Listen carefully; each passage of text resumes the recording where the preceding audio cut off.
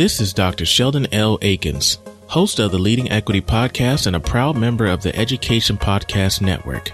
Just like the show you're listening to right now, the opinions expressed are those of each individual host. For more great podcasts, visit edupodcastnetwork.com. And get ready because the learning begins in 3, 2, 1.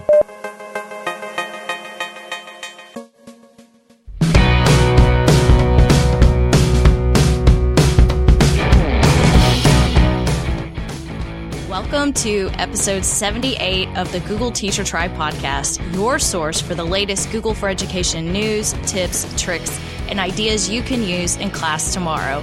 I'm Casey Bell from Shake Up Learning. And I'm Matt Miller from Ditch That Textbook. And in today's episode, we're going to be talking about MyMaps. So if you're not familiar, MyMaps is this cool custom map tool that you can use that actually does live right in Drive, where you can drop pins and you can add all sorts of information. It's really a pretty neat interactive mapping experience. There's so many ways you can use it across different grade levels and content areas, and that is what we're going to be talking about today. So we'll have that. Of course, we have some Google News and updates for you.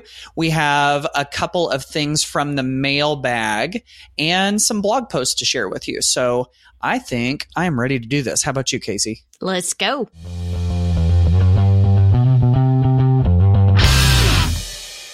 Okay, y'all, let's jump into some Google News and updates. And I think this first one is going to get some of you pretty excited. So I found out about this just moments before we started recording, and we have some pretty important changes to Google Classroom. Yes, of course, we are always getting some updates. Google is listening to you, and what they have given us is now the ability to see the assignments in the stream. Yes. Everybody sort of went a little chaotic when we separated the stream and the classwork page. But now, thanks to Alice Keeler, she has posted all about this because she was super happy, of course.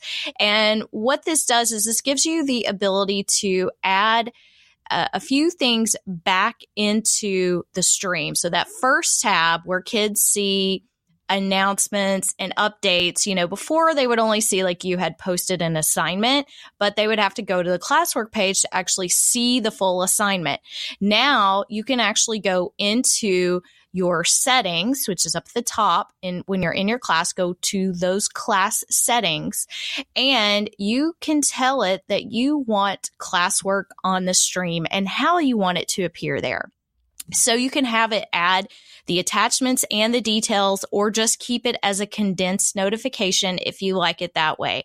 So I think a lot of teachers are really going to love this because now at a glance, they can see everything in one page, and they still have the ability to jump over to the classwork page and see those changes right there. So, they can see the full description, they can see any attachments, and as we all know, being able to see the details is really important, because if they don't see the details, they have excuses, right? We don't want kids to have any excuses for why they didn't turn it in.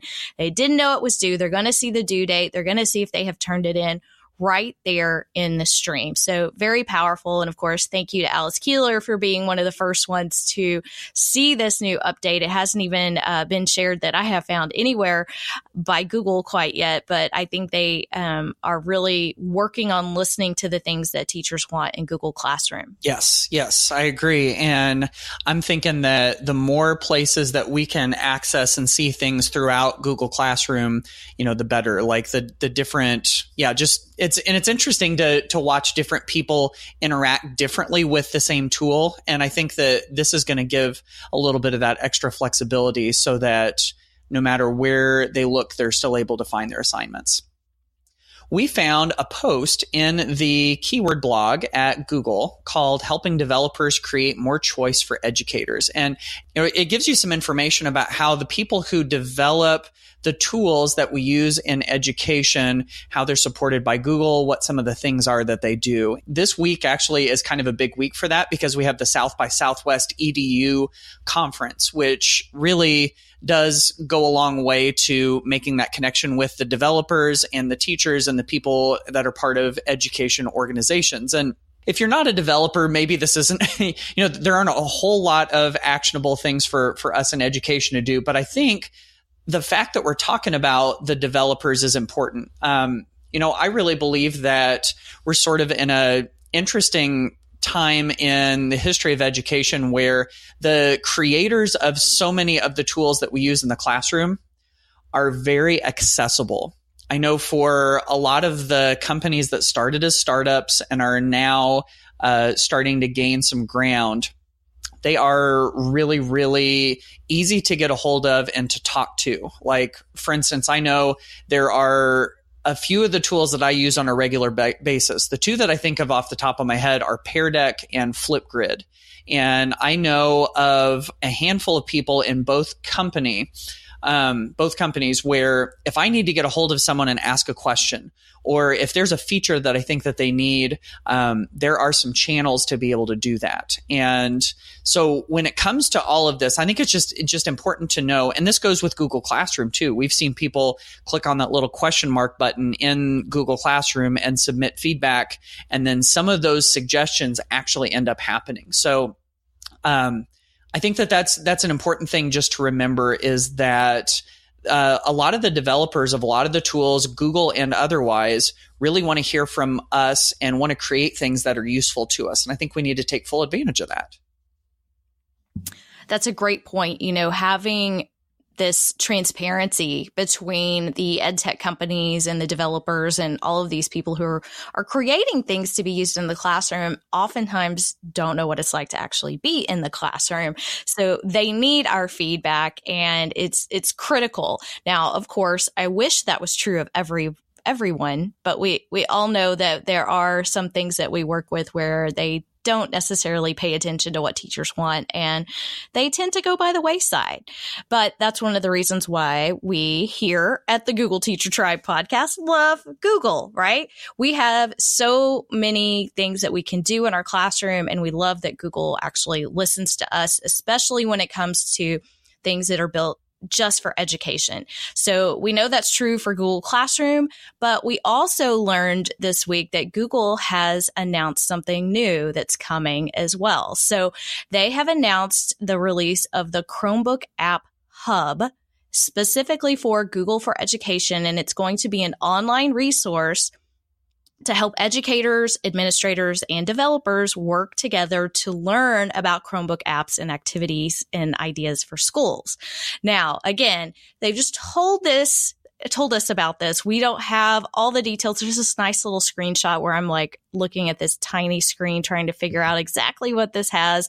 But in my mind, what I see here is the ability to search by app, by category, by subject area, by learning goal, and find apps that will align to the things we want to do in the classroom. This is huge. I think this is a really big announcement. So the hub is going to, of course, increase that transparency between EdTech developers and what's going on in the classroom and help them make better apps.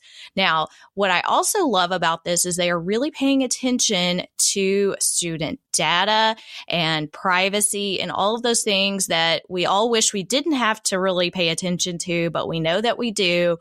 And so that will be also embedded in there about the different privacy settings and things like that. So I love the fact that they are saying this is going to be a great tool for schools and states as they look at resources. And I also loved this quote from Dr. Roland Rios, who's president of TCEA, and he was helping give some feedback on this. And he said, the new Chromebook App Hub gives us just what we need, a network of passionate and dedicated developers building for education, creating for educators who are eager to mindfully integrate technology into the classroom. So I just think it looks like this is going to be a really big release from Google. I'm super excited about this, Matt. Yeah, I know. I am too. I'm really interested to see how this pans out and how teachers end up using it. So we have one more post to share with you real quick. I found this one in the Keyword blog too. And this one's called Living the Multidream by Blending Coding with a Rap Career. So this is cool because it talks about a Googler named Brandon Torrey who works in Los Angeles. And I think he has a similar maybe a similar existence in some way to many of our students. He has two passions that would appear to be very separate, that he works within computer science at Google, but he also is really interested in hip hop music and creates his own music. He says when he was 13 years old, he saw movies like Good Will Hunting and The Matrix and Hackers, and he got into math and computer science, but he also knew that he had this love of music.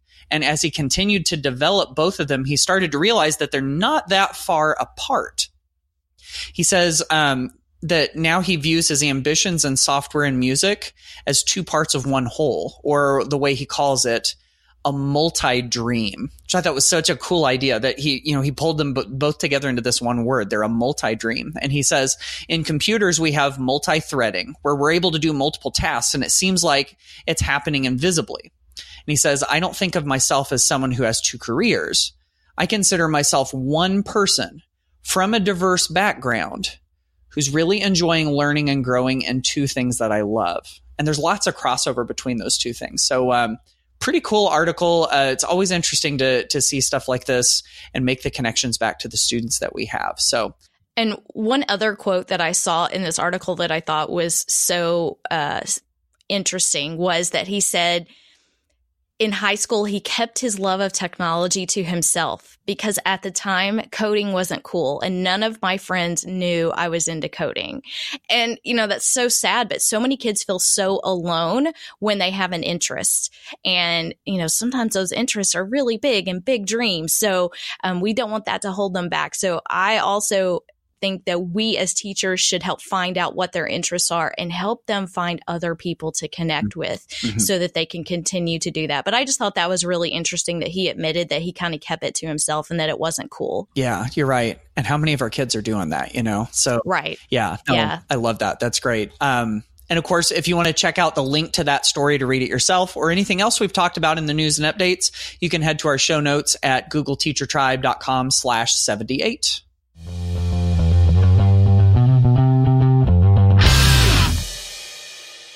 So let's dive right into the tool of the day, which happens to be MyMaps. I kind of feel like MyMaps is one of those tools that probably not enough people know about, and there's so much potential for it, I think, in all sorts of different classes. So MyMaps basically is this tool, if you're not familiar with it, where you load up a map, and on that map you can drop a variety of pins. And so if you think about, putting a map of the United States or of the world up on your wall and then putting little push pins in it, it's kind of like that, only better, because with each of those pins, you can add a title, you can add a description, you can add photos, you can add clickable links. So really each one of those pins represents this one multimedia place where you can drop a whole bunch of information and you can share a lot too.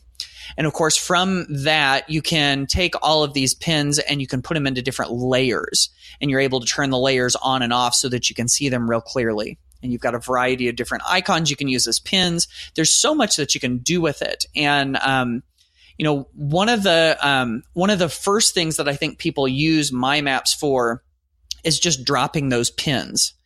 Now, what's neat about MyMaps is that you can take this map and you individually, you can create your own map. So for me, if I was an individual student, I could make a new map. I could drop 10 different pins in a variety of locations, and I could put information on each pin. But what you can also do is work collaboratively within the same map. And, so that might look like one person, maybe you as the teacher, creates a map and then sets the sharing settings as anyone with the link can edit. And so whenever you do that, you share that link with your students and they can all jump in and start dropping pins too. Now, one of my favorite examples of using this came from a hyperdoc that Lisa Highfill created. Of course, we had Lisa Highfill on the show not too long ago talking about hyperdocs, and she created this hyperdoc called My Happy Place. And students find out about, they watch a little video that talks about someone's happy place and why they enjoy it and why it makes them feel special. And then students write a little bit about their own personal happy places. And then they go to MyMaps and they drop a pin on that location. And when they work on it all collaboratively together like that, you're able to see everybody's happy places and where they are all at one glance. And it's just such a neat sort of like cumulative thing that students do together at the end of that activity so that everybody is all in the same spot. So just as far as dropping pins goes, there's lots and lots that you can do with that particular feature within MyMaps. Yeah, I love MyMaps, and I totally agree with you. I think it's one of those things that a lot of people just don't even know exists. One, it is connected to Google Drive and G Suite for Education, but it's one of those ones when you're in Drive, you go to New, you have to click on More, and then you'll see MyMaps down at the bottom. So it's one of those kind of that's hidden. It's the less frequently used kind of tool, but it's actually really powerful, and there are so many ways to use it to tell stories, to take your students on an adventure, or to have them creating and taking on those adventures themselves. And so one of the first ways I think I really experienced this more in the student seat was at the Google Teacher Academy back in the day. Right? Matt. Yeah.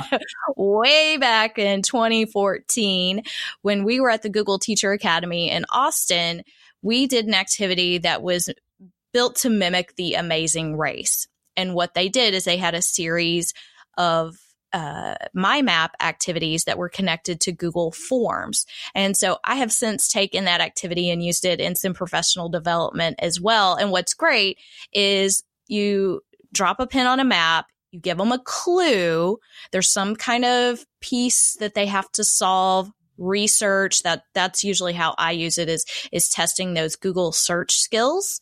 And then they have to answer it inside a Google form, and they don't get the clue to go to the next destination until they get that answer correct. So playing off of the whole Amazing Race thing, a little competitive if you want it to be, but it's a really fun idea.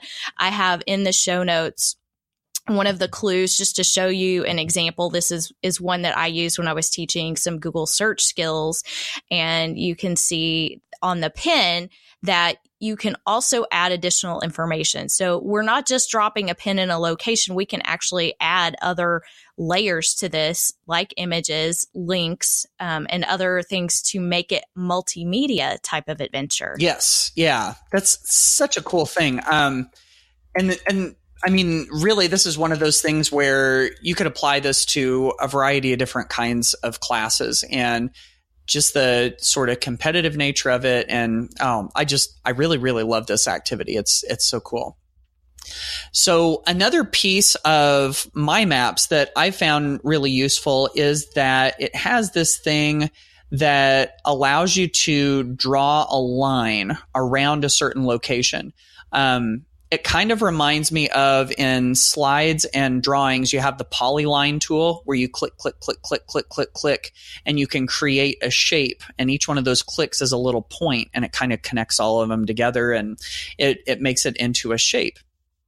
Now, what you can do with this in MyMaps is you use this Draw Line tool. It's up in the little toolbar. You can find it really easily. And you start clicking to make these points to draw the perimeter around the outside of something. And once you've completed the whole shape, it'll tell you what the area is inside of that shape. And since, we're talking about bigger places on a map, it measures it in acres. I think it measures it in another different way. And basically what you can do with that is find the area of a certain location on a map and then compare it to another area. For instance, there's an an example activity that you could do. Whenever I talk about this, I use my house as an example because I live in a very remote area of very rural West Central Indiana. We live on about 25 acres. And I've always thought that the location where I lived, that it was about half woods and about half grass.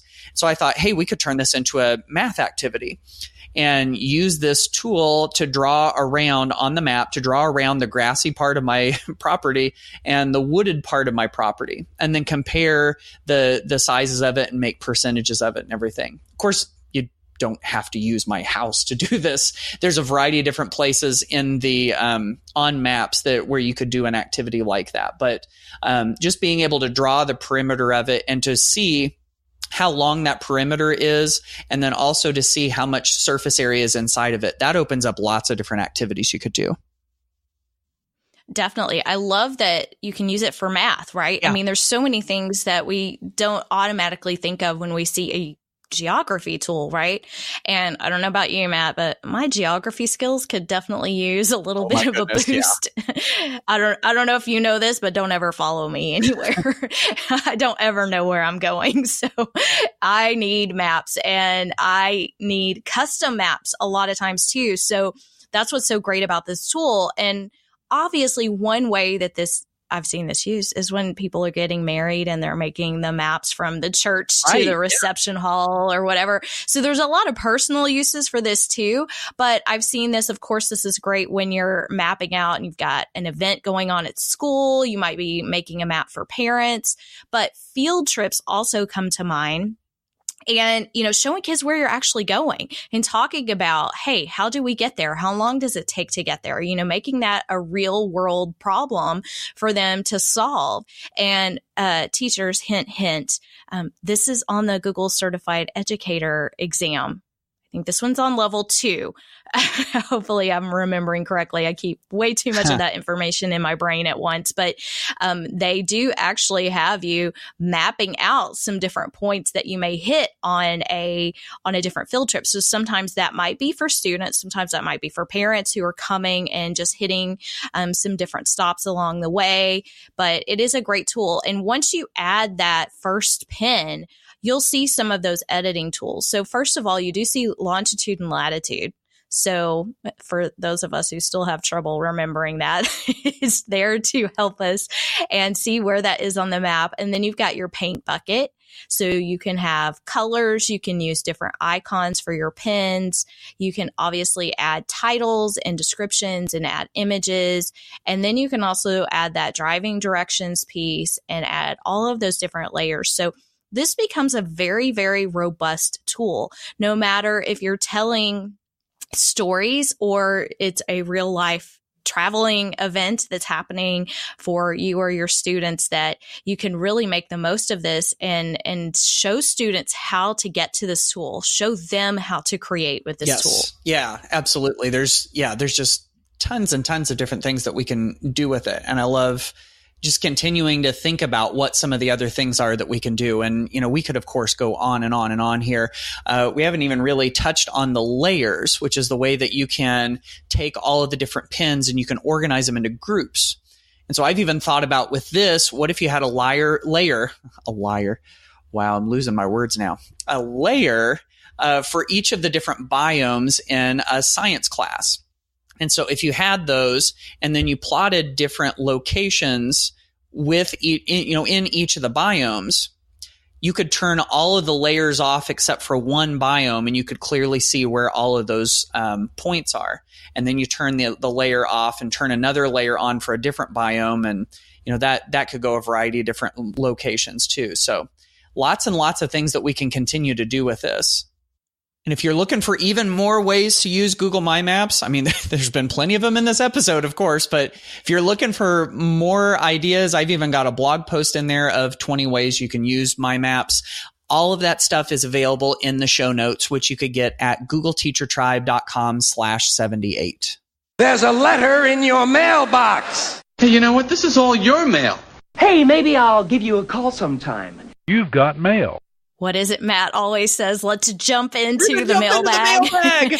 I'm sure that I'm sure that everybody really needs the visual of us jumping into some post office mailbag filled with letters, but thank goodness that that's not how we actually have to get the mail for the Google Teacher Tribe anymore. That we love seeing what you're doing and that you're sharing everything that's going on in your classrooms, your questions, your ideas. This helps make the tribe so valuable when you do that. So we have a really special SpeakPipe message here from a student, which I love. Yes. So this is from Camden Valachek, who is a 5th grader in South Carolina and happens to be the daughter of Lindy Valachek, who's also a member of the tribe. So thank you, Lindy. I'm sure you helped promote this message here, but Camden wants us to start using lit trips in our classroom. So listen to this.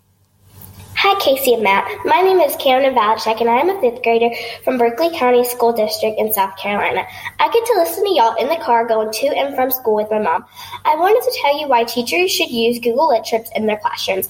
I think it is really cool because it makes you feel like you're the character in the book because it uses 360-degree pictures. You feel like you are on the journey that the character is on because it uses Google Earth and Tour Builder to take you to the places in the book. I'm reading Number the Stars, and Google Lit Trip takes me to the street where the sisters are stopped by the Nazi soldiers. It also shows the castle that King Christian lived in. I like that it gives you questions to think about throughout the story, pictures, and also videos. Another one that I like is the Diary of Anne Frank. I like that one because it takes me to the secret annex that she hid in. That is why I wish teachers would use Google Lit Trips in their classrooms.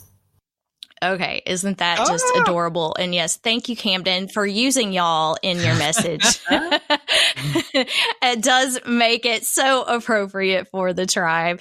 And you're right, teachers really need to start using Google Lit Trips more. So if you've never experienced this, it is something that takes place inside Google Earth. These are lit trips that will help students really take on their character, like Camden says, and explore the different parts of the setting of the novel through Google Lit Trips. And as a language arts teacher, I really geek out over that one. So thank you so much to Camden and Lindy for sharing that. Absolutely. And how did Camden know that we were going to be talking about maps and tie that into our show like that? That's pretty cool. I think she's pretty smart. I think she's got some sort of like Google Teacher Tribe intuition. Yes, she does. That's right. Yeah, I totally agree. All right. The next one is one that we found on Twitter. This was shared through a variety of different hashtags. And this one comes to us from, I'm going to guess she pronounces it Jenna. I'm going to say Jenna Jones or Gina, one of the two. And she's from Virginia Tech Elementary School. And she did the coolest activity. And of course, surprise, surprise, it worked from Google Slides because we do love a good slide deck here on the Google Teacher Tribe.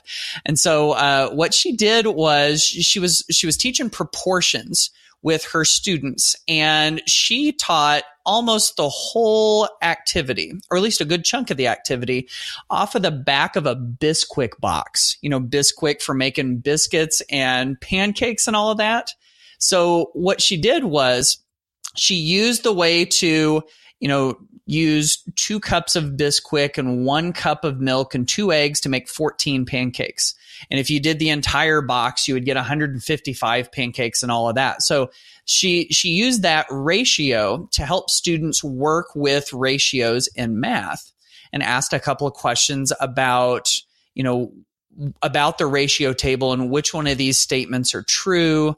And so, she basically looked at all of these different ingredients and turned it into this whole lesson. And of course, what kind of teacher would teach about pancakes without making pancakes for her students? So there is this fun picture of her with her griddle and her Bisquick box and her apron standing in her class. And they, of course, after they learned about pancakes, they had to make some and eat them. And what I love about it is that she even extended it to doing proportions with the students and measuring their forearms and measuring, how long around, the words are escaping me again. Basically like how big their heads were and comparing them. That was another neat piece of this. But she even said, she told me in a message later, she said, as I was mixing the ingredients, we also talked about extending the recipe ratio table in order to double the recipe for the class size. And the batter was a cool visual for them to see, that we had to have the correct proportions to create the correct consistency. And of course, she based it all out of Google Slides. So such a cool idea. And of course, this is one that you can check out too. She gave us a link to her slide deck and to the original tweet with all the pictures. You can see that again at our show notes at googleteachertribe.com/78. I love this. I think it is an adorable idea. I think it grabbed both of our attention on Twitter. I was like, what? She's cooking in front of class. That's so cool. And the kids are probably loving it. And I don't know about you. I feel like I'm confessing all of my bad skills today, but I'm not very good at doubling recipes or having to cut them in half or whatever. And so I probably need to go through this lesson with you, Jenna. Maybe I need to attend your class sometime. Especially if she's got pancakes. Thank you for sharing this, because you people think when am I going to use this in real life? This is exactly when you're going to use this in real life. So thank you so much for sharing this.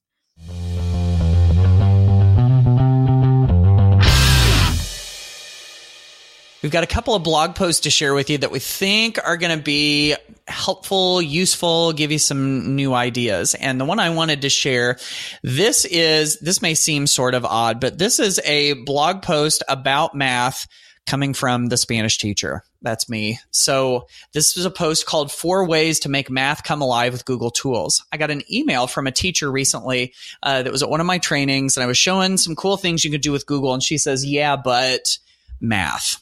And that's basically what her whole email was. It was, yeah, but how am I going to do all of this with math? And I started thinking, well, what is it that you teach? And she gave me a few examples, and I put together an email that I'm going to share a lot of that email in this post that talks about some ways that you can teach some of those math concepts using Google tools. And I know that a lot of times math teachers do kind of struggle because math really is a very different thing than some of the things that we do with some of these Google tools. So here are some 4 very concrete things. And the neat thing about it is that they can even be modified to be used in other different types of activities too. So maybe go check that post out. That's fabulous. Yes. Math teachers always come to me with struggles in trying to figure out how to really use technology in some of the things that they do. So I love that you're sharing this. I have a series that I wanted to share, and Chris, cue the Stranger Things theme song.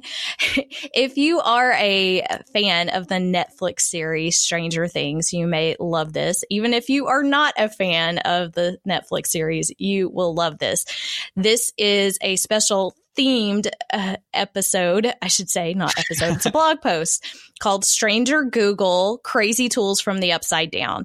And this actually came from a presentation that I've been doing, and these are lesser known Google tools. And so I've done several presentations on the lesser known tools over the years. I used to do one called the Golden Treasures of Google. So those things that are outside of Google Drive. Well, most of these are Google experiments. They use Google Voice, AI, machine learning, all kinds of really fun things. And there was so much in my presentation that would fit into one post. So I've got part 1 and part 2, and there will be a part 3 coming as well. But so these are all of the tools that you've never heard of, the things that can really be interesting in the classroom in a different way, that it's taking you outside of just docs and slides and the usual G Suite tools. Just some really interesting things to see that Google is working on. And, it's always fun to see how the new technology begins to affect these tools and how people begin to develop all of these things. So if you like the theme, it doesn't really matter. But if you do, there's some hat tips in there to lots of things. In fact, I actually quoted Stranger Things in my book. So I am a fan, and I think there's a lot we can learn from the teacher inside of the Stranger Things series, and Mr. Clark teaches us that the students, we want them to always open the curiosity door, and I just always love that. So there's a special video clip of that particular scene that I've also shared inside the blog post. This is so cool, and there are so many of them. I'm flipping down through this. There's so many of these that I didn't even know about. I'm learning a lot from this too. So yeah, definitely go check out this series. This is pretty cool stuff.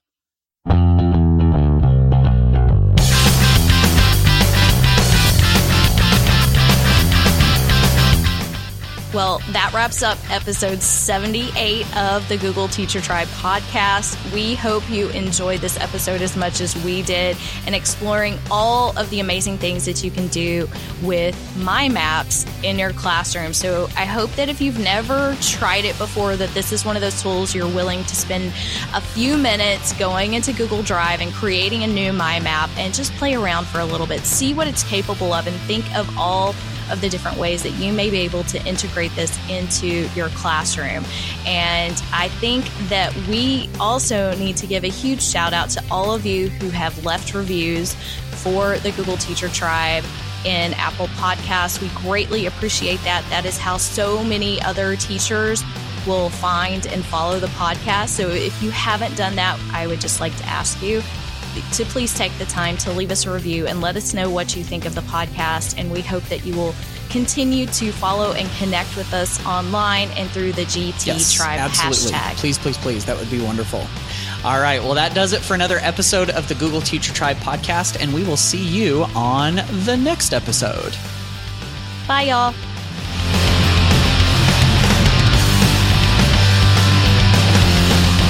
Thanks for listening to the Google Teacher Tribe podcast. Keep up with every new episode by subscribing on iTunes, Google Play, or Stitcher, and by visiting GoogleTeacherTribe.com. Get in on the conversation on Twitter by using the hashtag GTTribe. Until next time, keep harnessing the G Suite power, and may the Googles be with you.